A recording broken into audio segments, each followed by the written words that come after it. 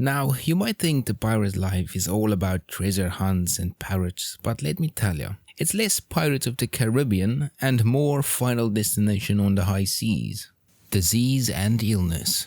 Imagine setting sail with a crew of rough and tough pirates expecting a life of adventure and treasure. The early days were all about hearty meals and enough rum to make Jack Sparrow jealous. But as weeks turned into months at sea, things took a turn for the worse. The fresh food ran out and the pirates were left munching on hardtack, a flour and water cracker that could outlive the ship, and salted meats that hardly resembled anything edible. Enter scurvy, the pirate's worst nightmare. This wasn't just a disease, it was a horror show. Scurvy, caused by a vitamin C deficiency, would have pirates losing their teeth, battling swollen and bruised legs, and dealing with splotchy skin from internal hemorrhaging. And the best part, they had no clue what caused it. But wait, there's more. Ever heard of gangrene? If a pirate got a cut and it got infected, well, let's just say the only way to stay alive was to chop off the affected limb. Yikes. And then there was yellow fever, courtesy of the deadliest creatures on earth, mosquitoes. This nasty disease could have pirates vomiting black blood before kicking the bucket. Pirates also faced other infectious diseases like dysentery and tuberculosis thanks to the crowded and unsanitary conditions on the ship. When you're sleeping hammock to hammock with your fellow sea dogs, it's easy for diseases to spread like wildfire. Shipwrecks. Shipwrecks were a common fate for many seafarers, and pirates were no exception. Contrary to swashbuckling tales, the greatest threats weren't always naval battles or other pirates. No, it was often good old Mother Nature and human error. Picture this, a pirate ship majestically sailing through the open sea suddenly hits a sneaky sandbar or reef. Boom! Instant shipwreck. And since most wrecks occurred in shallow waters, they were like underwater trapdoors waiting to gulp down unsuspecting ships. Now imagine a ship laden with treasures, sailing blissfully only to meet its doom thanks to a storm, collision, or maybe even a rogue wave. Nature was one unpredictable foe. Hurricanes, for instance, were notorious in the graveyard of the Atlantic off the coast of North Carolina, turning many a pirate dream into a watery nightmare. Cannonballs and Cutlasses. Imagine you're in the heat of battle, cannons booming, swords clashing. It's total chaos. These battles were vicious, and the injuries, oh boy, they were something straight out of a horror movie. Cannon fire. These weren't your modern precision-guided missiles.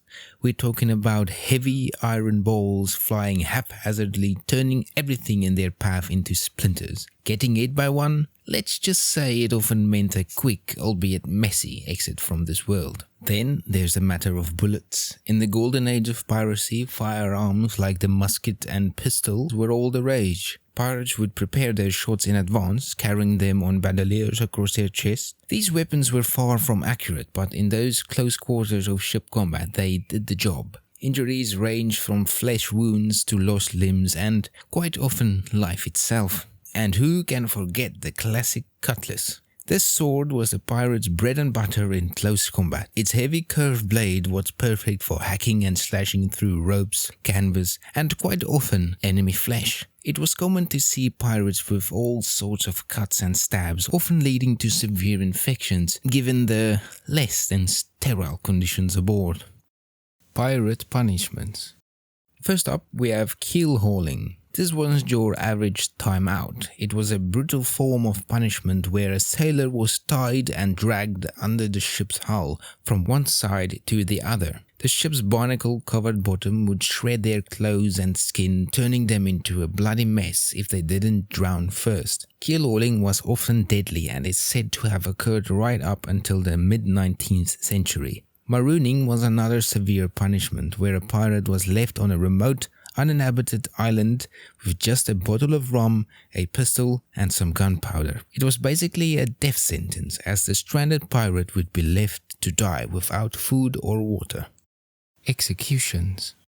Pirates, feared and notorious for their ruthless ways, met equally brutal ends when captured. The most common fate for captured pirates during the Golden Age of Piracy was hanging, often carried out in public and in places where other sailors could witness the act as a stern warning against piracy. Hanging wasn't just a quick drop and snap. It was a prolonged and agonizing process.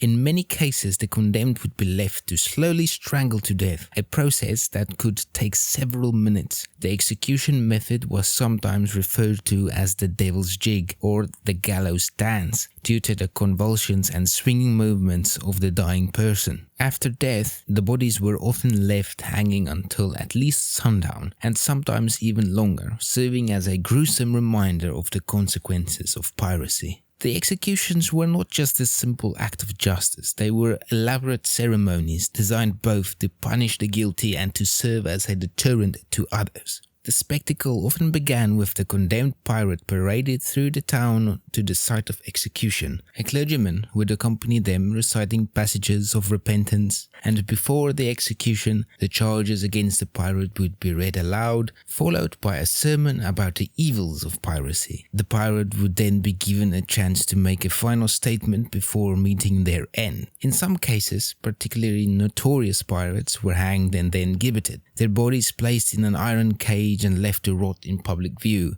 This was the fate of the infamous Captain Kidd, whose tarred body was hung by the River Thames, visible to passing ships for 2 years. The practice of gibbeting served as a prolonged post-mortem punishment and stark warning to others who might consider a life of piracy. It's important to note that these methods of execution and the spectacle surrounding them were not just about administering justice. They were about sending a clear and terrifying message to anyone who considers taking up the pirate's life. The harshness of these punishments reflected the fear and loathing that pirates inspired during their heyday, as well as the determination of authorities to stamp out the threat they posed to the international trade and security. So, as we dock back in the safe harbor of the present, let's raise our glasses, of vitamin C-rich orange juice of course, to the pirates who, despite their questionable hygiene and career choices, have given us endless tales of high seas hijinks. Now, ever wanted to know what punishments there were in ancient Rome? Then check out this video on just that topic.